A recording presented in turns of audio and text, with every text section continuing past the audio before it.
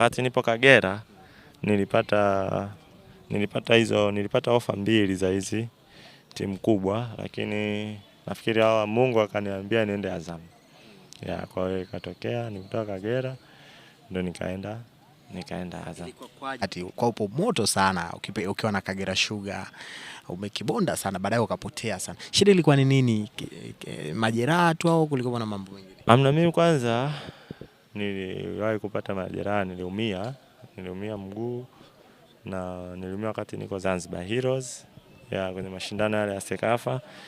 Lakini pia muda mwingine natokana na vitu ambavyo mchezaji inawezekana kuna muda unavyo mwenyewe binafsi. Sawa, kwa sababu si wachezaji afu tuna ujana huu.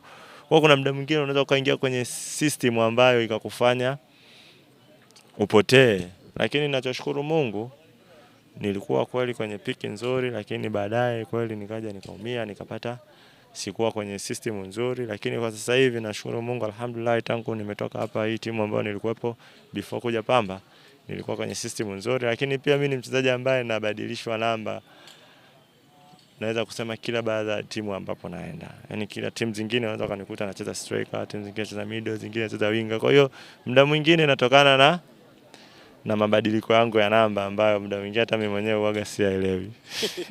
Wewe mwenyewe leo unapokubadilisha. Kwa sababu mimi ni mchezaji utafuta riziki, kwa hiyo unaweza kwenda sehemu mwalimu akakwambia huyu mchezaji huyu nikimweka hapa na ananiofa vizuri. Kwa hiyo sasa kama mwalimu anasema vile, kwa hiyo mwalimu ni mtu ambaye anaona zaidi yangu. Kwa hiyo mwalimu akisema sehemu hii huyu ananiofa vizuri, akanambia mimi mwenyewe, kwa sababu sikuwahi kucheza hizi za nyuma, lakini hapa namba 6 mpaka huku mbele kote mimi nacheza. Kwa hiyo mwalimu anapoona huyu hapa anatakiwa kucheza na akiamini kwamba mimi naweza kucheza, kwa nini mimi nishinde kuamini? Kwa hiyo akiniambia mwalimu cheza hapa kwenye hizo nafasi za mbele, nacheza. Kwa muda mwingine hiyo pia inachangia. Kwenye uchezaji wako Kasim, ili lianze kaswa la mwisho. Umewahi kuingia kwenye vita ya wakati nipo Kagera nilipata ofa mbili za hizi timu kubwa, lakini nafikiri Mungu akaniambia niende Azam. Kwa hiyo ikatokea nikutoka Kagera ndio nikaenda Azam. Ilikuwa kwaje kipindi unaona kuhitaji? Hebu tupe scenario ilivyokuwa mpaka inaenda mpaka unaenda Azam. Yaani nilikuwa kwanza wakati nakumbuka wakati naenda kujumuika kwenye kikosi nilitokea hapa Mwanza. Tulikuwa tuna mechi, sikumbuki ilikuwa na nani, ila nilitokea Mwanza. Nikaenda Dar es Salaam na vile vitu vilinipata wakati nipo kwenye kambi ya timu ya taifa. Kwa hiyo sikutumia nguvu kubwa sana kwenye kutathmini vile vitu. Yaani sikutumia nguvu kubwa sana, nilitumia tu akili yangu na mimi binafsi iliniambia kwamba Azam inaweza ikawa sehemu sahihi kwangu kwa kipindi kile, na ndio maana nikaenda Azam. Simba yao Yanga ilikuwa inakuhitaji? Ni Yanga. Nani aliyekutafuta, labda ilikuwaje mpaka ikafikia mkaishawaje? Muda tangu 2020 kule sijui, yani naweza nikawa nimesahau, lakini nilikuwa kwenye harakati kwenye mawasiliano vizuri yani.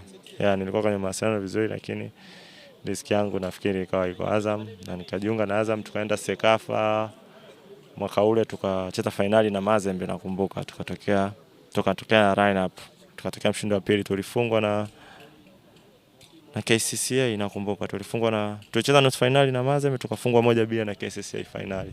Sasa hivi haupo Azam, ni kipi ambacho unamisi huyo ya Azam? Kiuhalisia sisi wachezaji, sio mimi. Sisi wachezaji mara nyingi sana tuna concentrate na sehemu tulipo. Yes, yani sehemu ambayo mtu ulipo, kama sasa hivi hapa nikiondoka hapa basi naweza nikasema ndo na miss kitu. Lakini kwa muda ambao nimeondoka pale, kwa sasa hivi sifikiri kama kuna kitu kikubwa ambacho naweza nikakimisi, lakini kwa sababu nimeondoka muda mrefu. Ila kama hapa hivi nikaondoka leo hivi Mwanza au Pamba, basi uhalisia kabisa baada ya wiki mbili hivi, ila nikaenda sehemu nyingine nikakutana na movement nyingine, mazingira mengine, naweza kusahau, naweza kumisi vitu vidogo tu ambavyo vya kawaida ambavyo havizuru wala havisumbui. Shukrani sana. Bwana, shukrani.